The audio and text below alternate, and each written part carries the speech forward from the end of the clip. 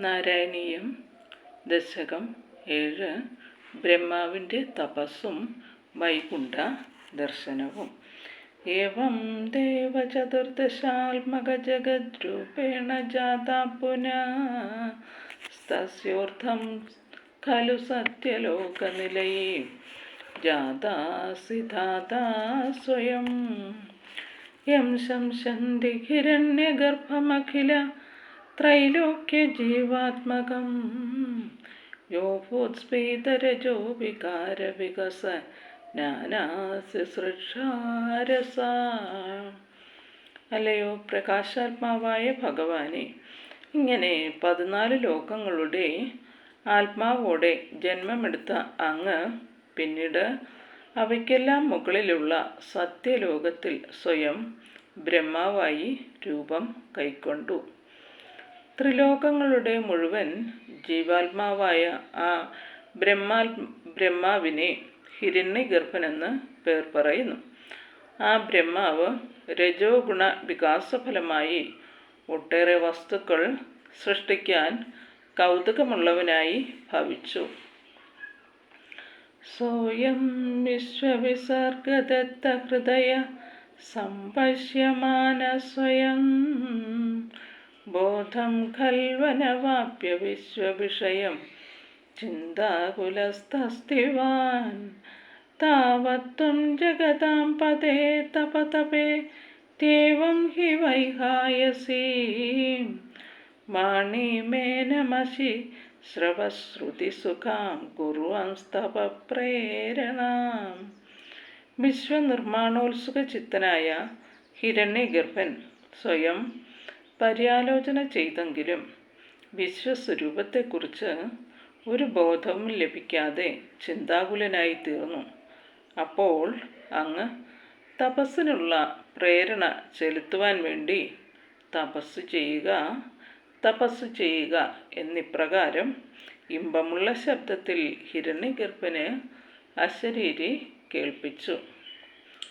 കോസൗ മാമവതൽപുമാനിത് ജലാപൂർണേ ജഗന്മണ്ഡലേ ദിക്ഷു ദീക്ഷ്യ കിമപ്യദീക്ഷിതവത വാക്യാർത്ഥമുൽപശ്യത ദിവ്യം വർഷസഹസ്രമാത്തതപസ തേന ത്വമാരാധിത തസ്മൈ ദർശിതവാനസി സ്വനിലയം വൈകുണ്ഠമേകാത്ഭുതം.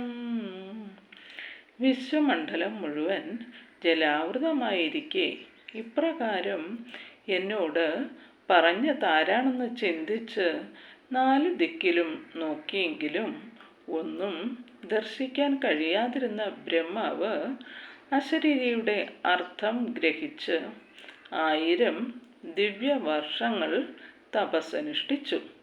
അങ്ങനെ ബ്രഹ്മാവിനാൽ ഭജിക്കപ്പെട്ട അങ്ങ് ഏകാതിശയകരവും സ്വവാസസ്ഥാനവുമായ വൈകുണ്ഠം അദ്ദേഹത്തിന് ദർശന വിഷയമാക്കി. മായായത്ര കഥാപിനോ വികുരുതേ പാദേ ജഗദ്ഭ്യോ ബഹി ശോകക്രോധ വിമോഹ സ്വാത്വസ്വമുഖ ഭാവാസ്തു ദൂരം ഗതാ സാന്ദ്രാനന്ദചരീചയത്ര പരമജ്യോതി പ്രകാശാത്മകേ തത്തേ ധാമവിഭാവിതം വിജയതേ വൈകുണ്ഠരൂപം വിഭോ. സർവവ്യാപിയായ ഭഗവാനെ, ഈ ലോകങ്ങളുടെ എല്ലാം ബഹിർഭാഗത്ത് ശോഭയോടെ വർത്തിക്കുന്ന ആ വൈകുണ്ഠലോകത്തെ ഒരിക്കലും മായാശക്തി ബാധിക്കുന്നില്ല. ശോകം, ക്രോധം, മൗഢ്യം, ഭയം എന്നീ വികാരഭേദങ്ങൾ അവിടെ നിന്നും ദൂരത്തിൽ സ്ഥിതി ചെയ്യുന്നു. പരമോജ്വലമായ ജ്യോതിപ്രകാശം നിറഞ്ഞ അവിടെ അളവറ്റ ആനന്ദപ്രവാഹം ഒഴുകുന്നു. ഇപ്രകാരം പ്രകാശിപ്പിച്ചതും വൈകുണ്ഠ സ്വരൂപവുമായ അങ്ങയുടെ നിവാസസ്ഥാനം സർവശ്രേഷ്ഠമായിരിക്കുന്നു. യസ്മിന്നാമ ചതുർഭുജ ഹരിമണി ശ്യാമാവതാദ്വിഷോ നാനാഭൂഷണരത്നദീപിതദിശോ രാജദ്വിമാനാലയാ ഭക്തിപ്രാപ്ത തഥോവിധോന്നതപദ ദിവ്യന്തി ദിവ്യാജനാ സ്തത്തേ ധാമ നിരസ്ത സർവശമലം വൈകുണ്ഠരൂപം ജയേത്.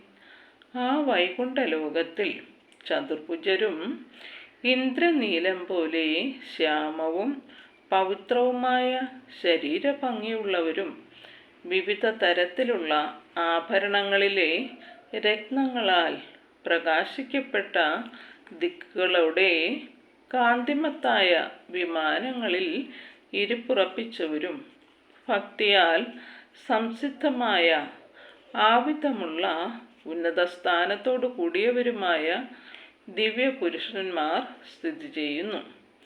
എല്ലാ പാപങ്ങളെയും ശമിപ്പിക്കുന്നതും വൈകുണ്ഠ സ്വരൂപവുമായ അങ്ങയുടെ ആ ഉന്നത സ്ഥാനം സർവോപരി വിജയിക്കട്ടെ. ശ്രീഹരേ നമഃ.